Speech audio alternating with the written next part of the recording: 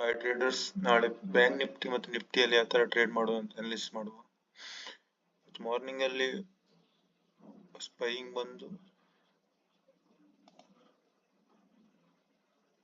52,700 ಇಂದ sharp selling ಬಂದಿದೆ.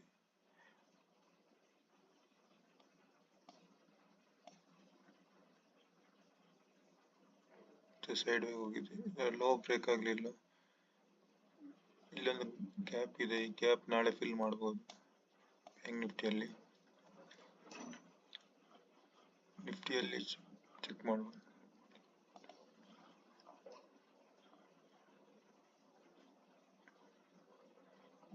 ನಿಫ್ಟಿಯಲ್ಲಿ first ಬಯರ್ನ invite ಮಾಡಿ ಇಲ್ಲಿ ಬಯರ್ ಎಸ್ ಅಲ್ಲಿ ಇಟ್ಟಾಗ ಶಾರ್ಪ್ ಆಗಿ ಸೆಲ್ಲಿಂಗ್ ಬಂದಿತ್ತು. ಹಾಗೆ ಸೆಲ್ಲಿಂಗ್ ಕಂಟಿನ್ಯೂ ಆಗಿ ಇಲ್ಲಿ ಗ್ಯಾಪ್ ಫಿಲ್ ಮಾಡಿದೆ.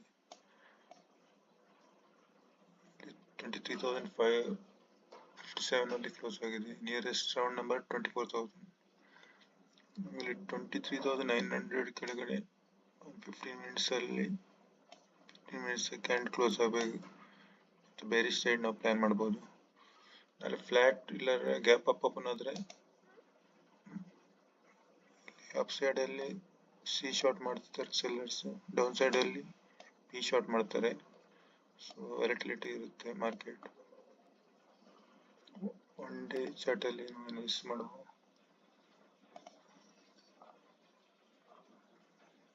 ಒನ್ ಡೇ ಅಲ್ಲಿ 3 ಡೇಸ್ ಇಲ್ಲಿ ಕನ್ಸಲ್ಟೇಷನ್ ಆಗಿ ಬ್ರೇಕ್ಔಟ್ ಆಗಿದೆ.